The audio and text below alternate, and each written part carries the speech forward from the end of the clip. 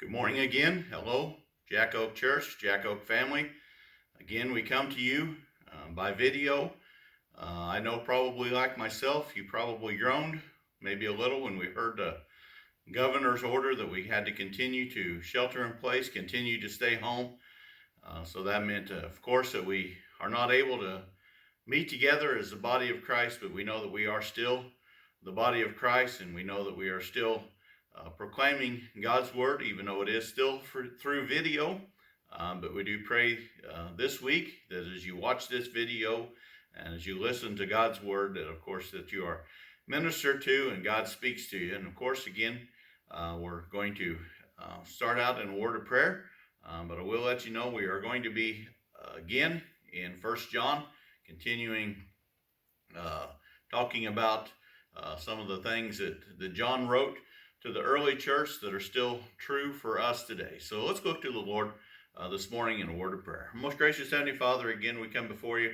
We thank you and praise you, Father God, because you are such a great God. We thank you, Father God, for each and everything you do for us.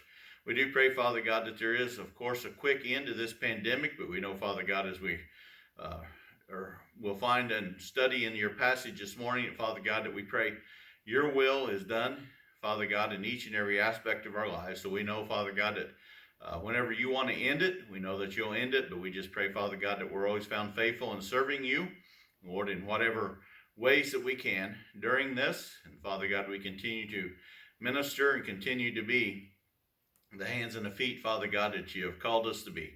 Lord, again, we just want to pray for those that are in need of prayer, Father God, those that maybe have lost a loved one, those maybe, Father God, who are sick, those who are going through some situations, difficulties in their lives. We just pray, Father God, you just minister to those according to your way and according to your will. We know, Father God, that you are in control, and Father God, you know the needs before we even ask.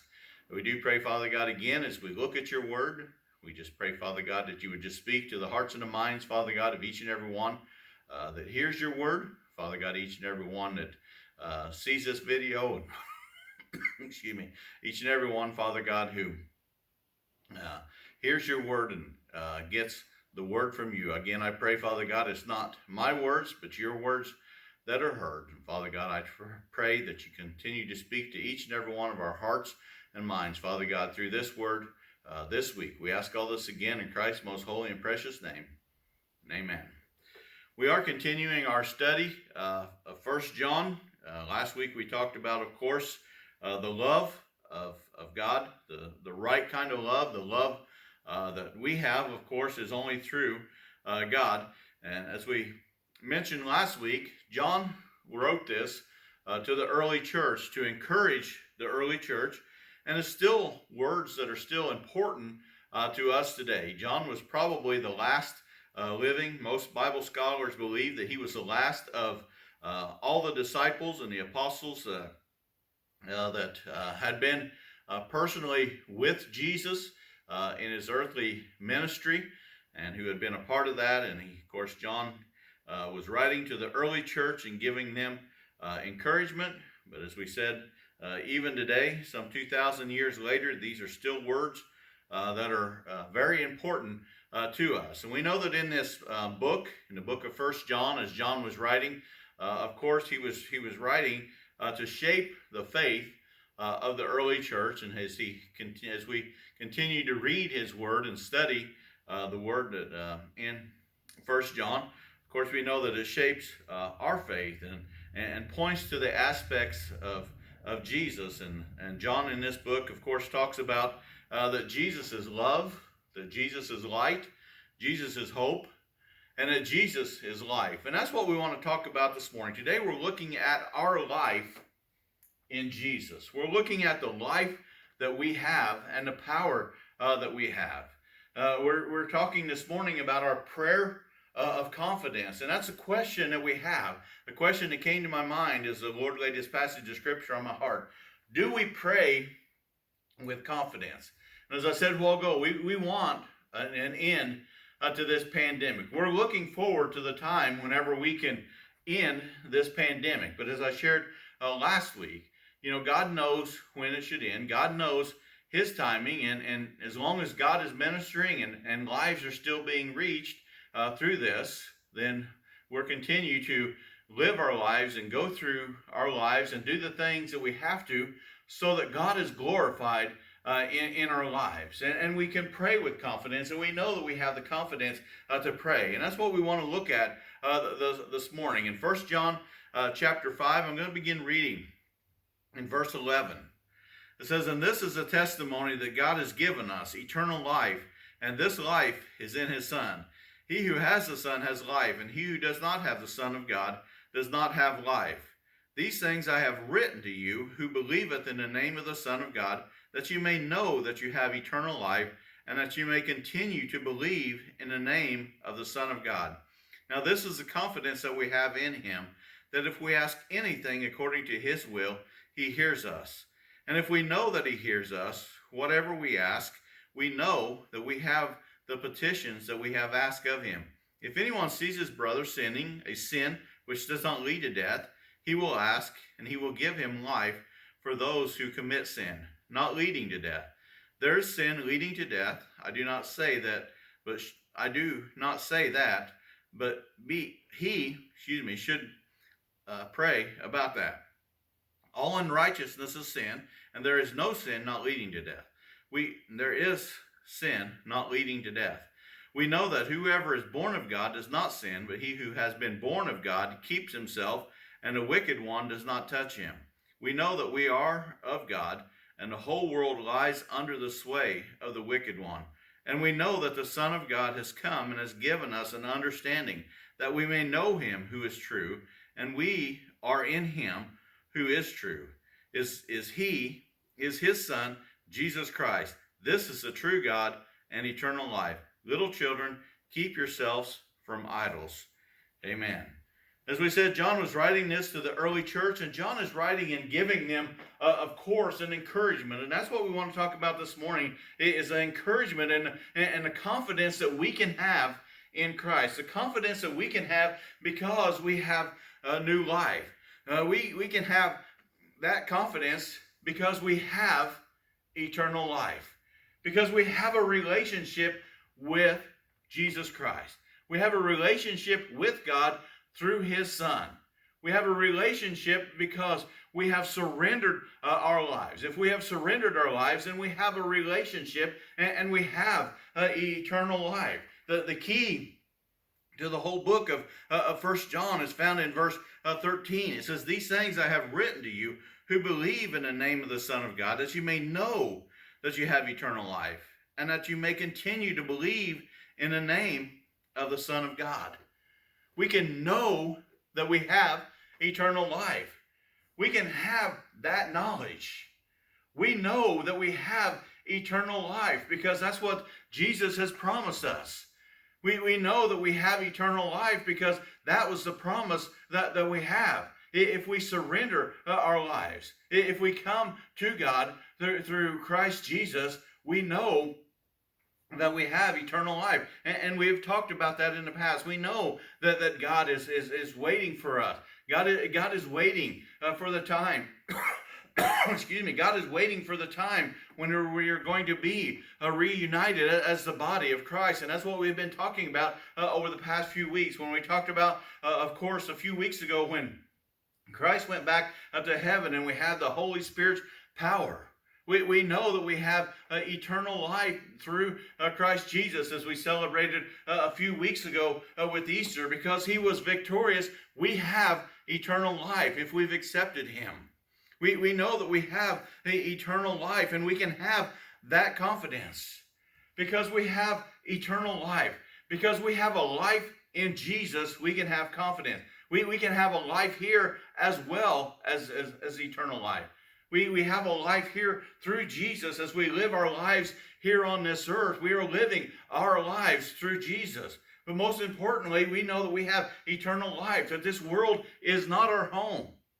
If we have accepted Christ, if we are living our lives, if we are a believer, we know that we have eternal life. And that's what John was telling the early church here and trying to reiterate with them.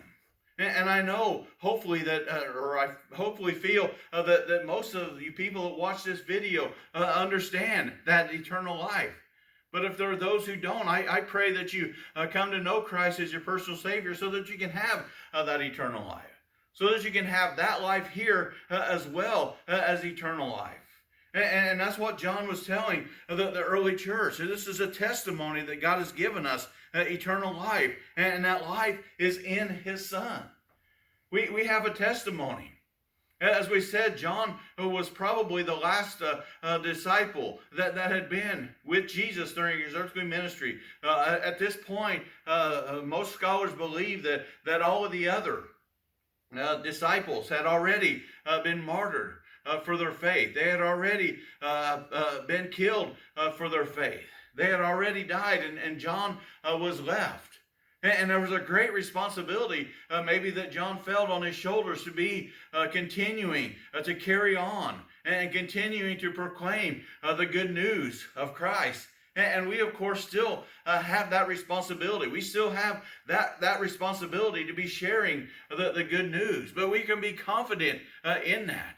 We can be confident that we have a life in Christ, that we have a life in Christ. And of course, that life, more importantly, is eternal life. That this world is not what all there is.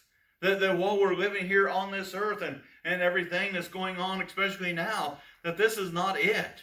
We have something even greater waiting for us, and we anticipate and we look forward to that. But we have also been called while we're here to live that life and live a life that brings honor and glory to Christ. John went on there to continue to, continued there in verses 14 and 15. He said, now this is the confidence that we have in him, that if we ask anything according to his will, he hears us. And we know that he hears us. Whether we ask, we know that we have the petitions that we have asked of him.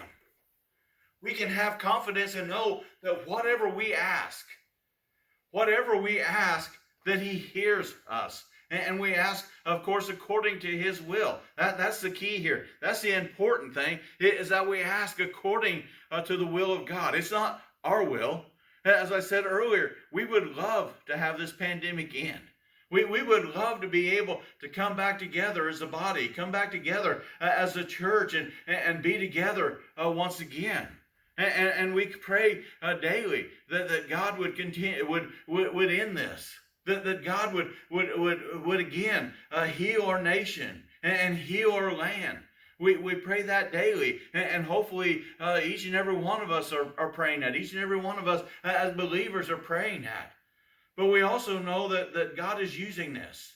God is using these opportunities for us. As we shared a few weeks ago, we have maybe more opportunities now than ever before.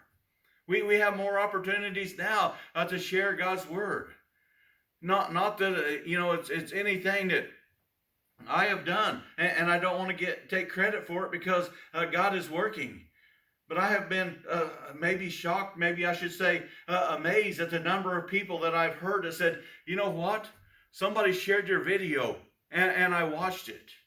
Somebody shared your video and I was able to hear God's word. I was able, even though I couldn't go to church, I was able to hear, God's word. And that's what, of course, that we are hoping and praying that God's word is going out. I know, of course, that I'm not the only one doing this. There are many churches that are sharing in video, and we're not doing it, because we want to be great or want to say, how great we are, because it has nothing to do with us.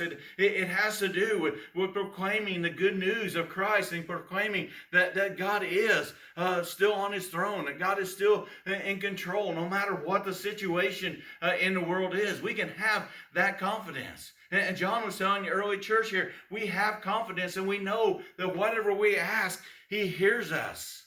Whatever we're asking, God hears us. He hears us. We have that authority. We have the authority to boldly come before the throne of grace. We have that authority because we have accepted Christ. As we said earlier, because we have that eternal life. Because we have eternal life through Christ. Because we have a relationship, we have the ability to come before him with confidence and know that whatever we ask, that he hears us.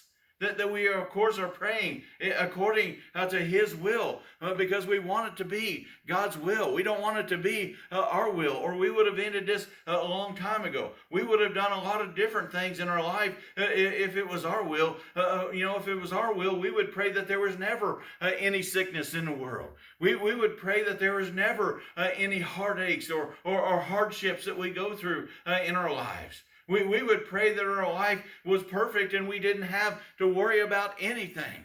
But of course, we know that that's not God's will, because it's God's will that we are dependent on Him.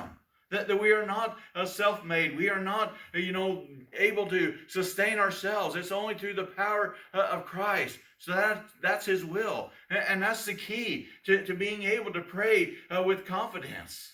That's the key to being able to pray with confidence, is that we pray God's will. That we pray that the things in our lives are bringing honor and glory to God. They're not to promote us. They're not to lift us up. They're not to say, look how great we are. Look how great our church is. Look how great, we are doing and sharing God's word. It's all about God being glorified in our lives. It's all about God getting the glory, and it's God's will that we do the things that we do in our lives, because we have surrendered our lives to Him. We surrendered our life. The Apostle Paul says, I no longer live, but Christ lives within me. We don't do what we want to do. We do what Christ wants out of our lives, and we don't have any problems with that. We find joy in doing that, because that's what we enjoy doing in our lives, is surrendering our lives. Surrendering so that God is glorified. And that's what John was telling the early church here. And that it is for God's will. And in verse 15 he says, and we know that He hears us whenever we ask, and we know that we have the petitions that we have asked of Him. God hears us. God wants us to come to Him with our thing. God wants us to come to Him with our concerns. God wants us to come to Him with the things in our lives. And He wants us to come before Him. Back in the book of Luke, in the 18th chapter, of course, when Jesus was still here doing His earthly ministry, He gave His disciples a parable. John 18, beginning in verse 1, Luke 18, beginning in verse 1. He said, then He spoke a parable to them, that men always ought to pray and not lose heart, saying, there was in a certain city a judge who did not fear God nor regard man. Now there was a widow in that city, and she came to him, saying, Get justice for me from my adversary. And he would not for a while. But afterwards he said within himself, though I do not fear God nor regard men, yet because this widow troubles me, I will avenge her, lest by her continual coming she wearies me. Then the Lord said, hear what the unjust judge said.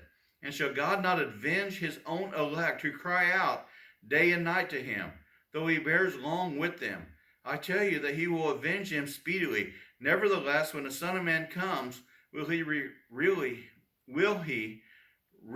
find faith on the earth? Does He find us faithful? Does He find us faithful in coming to Him boldly in prayer? Does He find us faithful in coming to Him with prayers of confidence, knowing that He hears our prayers? We can find encouragement in knowing that God hears our prayer. Yes, there are times that we wonder, does God ever hear us? We may not see the results that we want right away. And our human nature kicks in, and our human side kicks in, and we said, well, God's just not listening. God's just not concerned about what I'm going through. God's just not concerned about the things that are going on in my life. But as we read here in John says that He hears us. We can have confidence in knowing that He hears us, and that He wants to answer us, and that He will answer us. We pray according to His will. He will answer our prayers.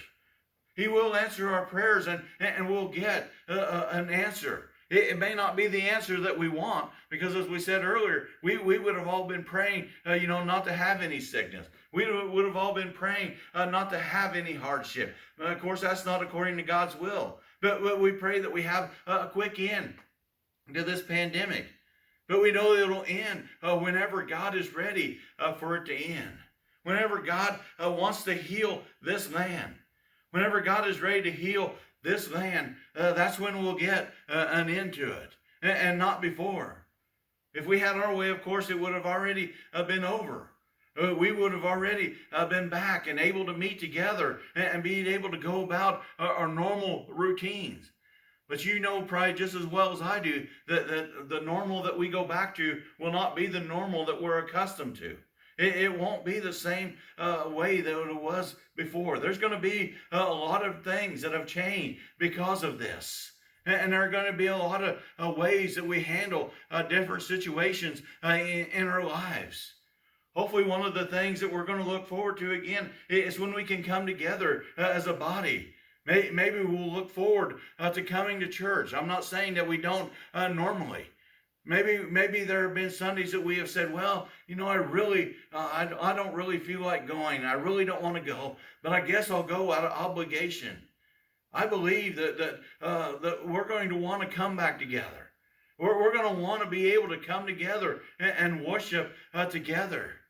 We're going to have a greater understanding of what it means to come together. We're going to have a greater desire to come together and worship. I pray that there's a greater a number of people that come to church. Maybe those that haven't came for a while. Maybe they'll say, well, you know what? I'm ready to go back.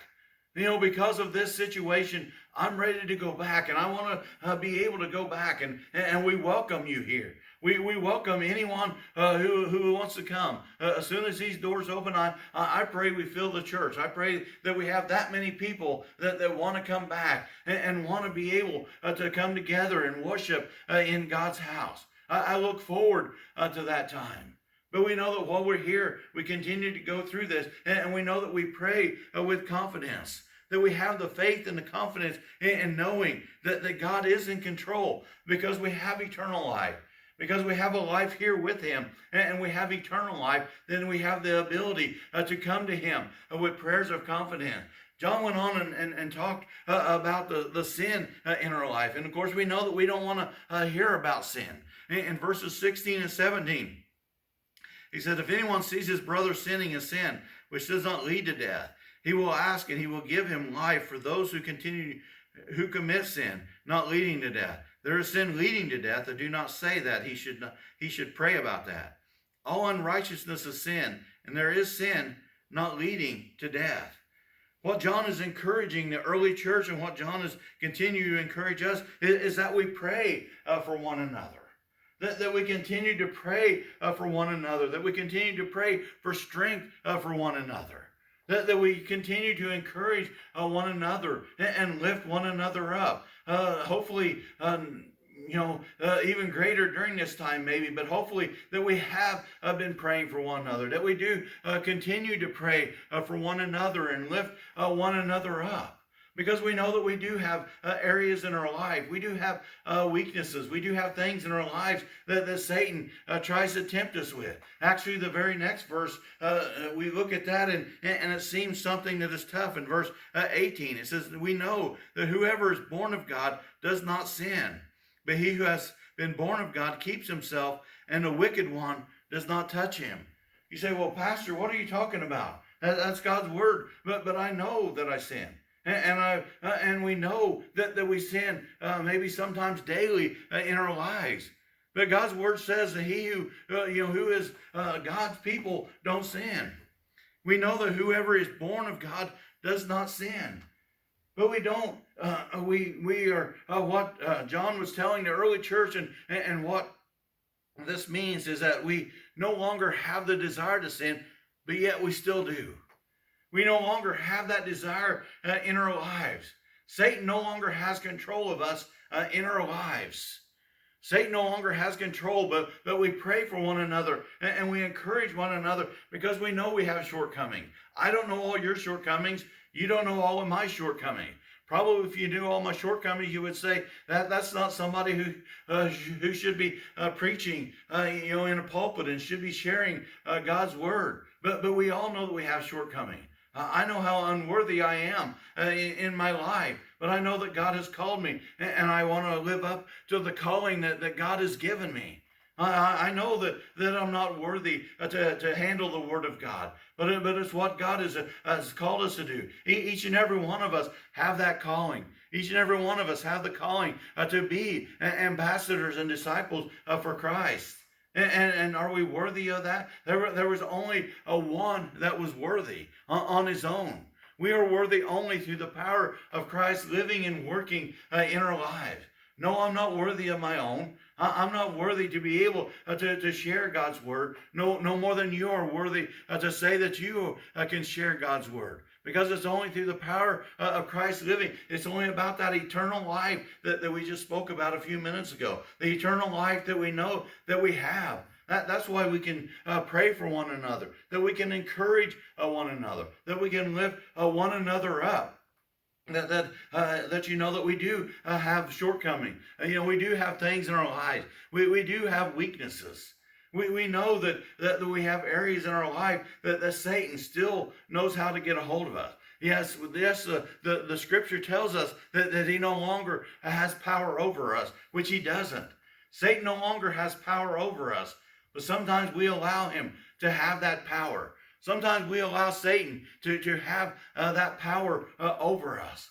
We know that we, when we go through things in our lives, we know that we don't have to give in. We know that we don't have to give in to these things in our lives. But we know that sometimes we do. We know that sometimes our human side kicks in. It would be great if we were all 100% spiritual 24/7.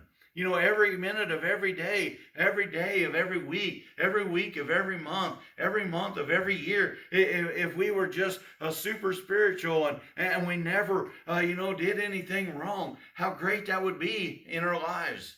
But we know that that's not going to happen. We know that that's not who we are. We have that power through Christ, but we also still have the human nature.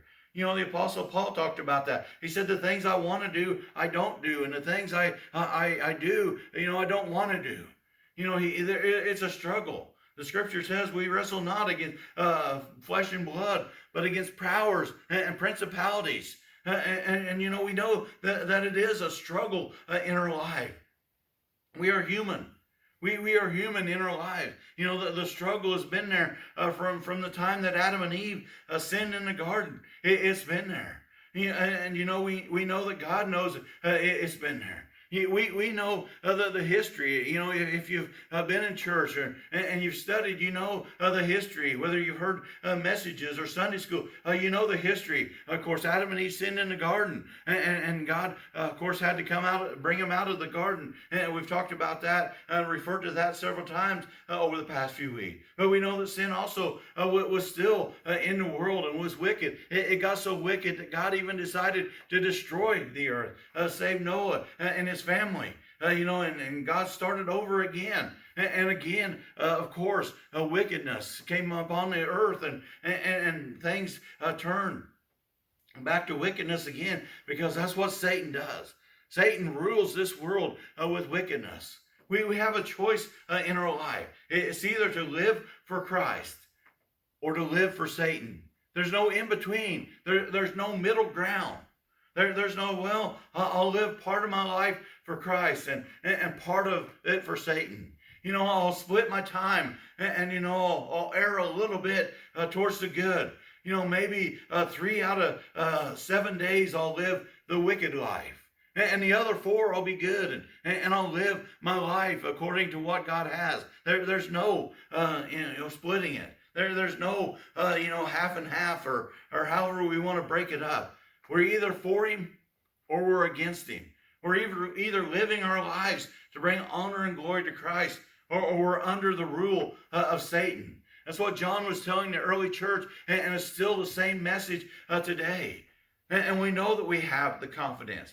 We know that we have the confidence of eternal life. And that's what John was telling the church. You know these things.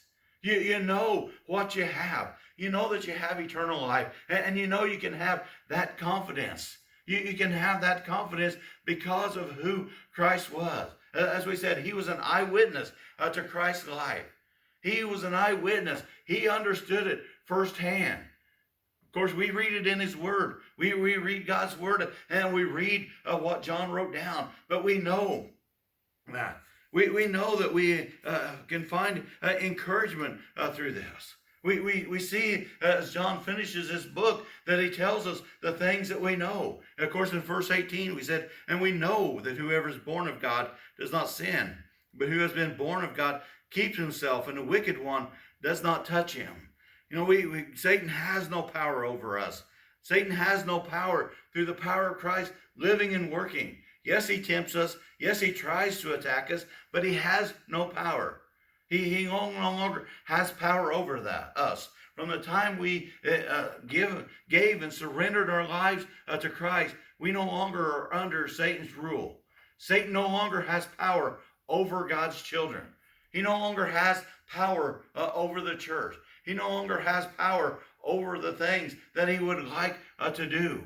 He no longer has power over it. We can have confidence in knowing that he has no power. Satan has no power over us. He went on in verse 19. He says, and we know that we are of God, and the whole world lies under the sway of the wicked one. Again, one way or the other. We're either for God or we're against God. There is no middle ground. There's no saying half and half. There's no part-time either way. We know that we are for God. John was telling the early church here, we know that we are of God, and the whole world lies under the sway of the wicked one. We are in this world, but we are not of this world. We have eternal life. If we are a believer, if we have accepted, we are not of this world. We are not part of this world anymore. But yes, we live in this world. We have to go through our daily lives and our daily routines in this world. But we are not of this world. We are not part of this world. Yes, we have a few things here, but they are nothing.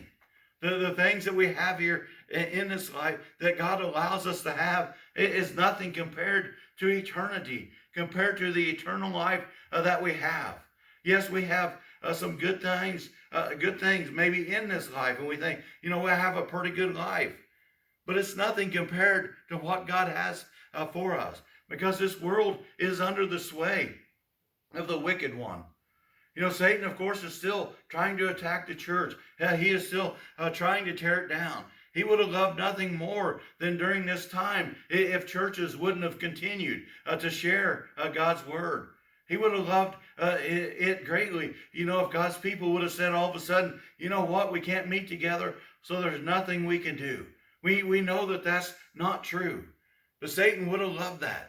Satan would have loved to be able to close down the church. But we know, as we shared before, that it's not, the building, but it's the body. Whether we're in the building or out of the building, we are still the body of Christ, and we are still carrying on the work of God. He went on there in verse 20, says, we know that the Son of God has come and has given us an understanding that we may know him who is true. And we are in him who is true, in his Son Jesus. This is the true God and eternal life. We know that. We have that understanding. The early church had that understanding. The early church had the understanding of who Christ was. They had an understanding of who he was. As we said, John had been firsthand to it. There were probably people in the early church. I know there were people in the early church that had a firsthand experience of who Christ was. Not as a disciple, but they had seen him. They had seen Christ when he was here on this earth. And we know, of course, that we haven't. We know, of course, that we have not seen Christ physically walking on this earth. But we know through God's word that we have an understanding of who he is. We know that through God's word, we have an understanding of who God is, and we can have a confidence in knowing who God is. We can have a confidence of knowing who Christ was. We can have a confidence in knowing the sacrifice that he made. We can have confidence in knowing that whenever he's told his disciples, when he was teaching them, that he had to go and prepare a place, But if he goes, that he will come again, that where he is, there we will be also. We can have that confidence. We can know that for sure in our lives. We can know that for sure because we have a relationship with him, because we have eternal life, because we can pray to him with confidence. He is not out there unreachable. He is there waiting and waiting for his people, waiting for his church, waiting for his children to come and to ask, to come boldly to the throne of grace. Through the power of Christ living and working in our lives, we have that power. We know that we have that power. We know that Jesus is the true Redeemer. Scripture says he is the way, the truth, and the life, and no man cometh unto the Father except by him. He is the only way. He is the only way. The way to Christ is narrow. The world has a broad gate. There's a parable for that, and I know you've probably heard it. I know you probably, if you've been in church, you understand that there is a straight and a narrow gate. There's a narrow way that we have to go in order to come to Christ, in order to be able to have that eternal life. And of course, that narrow way is only through Christ Jesus. It's not all roads lead to heaven. There's one and only one way. There's only one way to eternal life, and that is through Christ Jesus, through the true Redeemer. The true Redeemer that we spoke of a few weeks ago, that was victorious on Easter. The true Redeemer that hopefully each and every week that we share out of God's Word, that we share the truth of God's Word. You know, we could come up here and we could say a lot of things, maybe to encourage you and to lift you up. But what we want to tell you is the truth. And the truth is that Jesus is the only way, that he is the true Redeemer.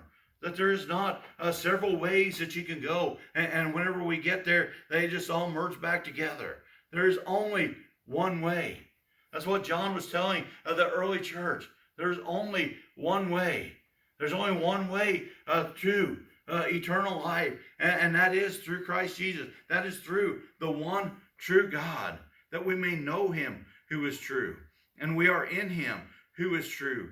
In his Son, Jesus Christ. This is the true God and eternal life. Through his Son, we have eternal life. Through his Son, we have that relationship. And that's a challenge for us this week, is that we have that confidence. That we pray with confidence because we have that one true way.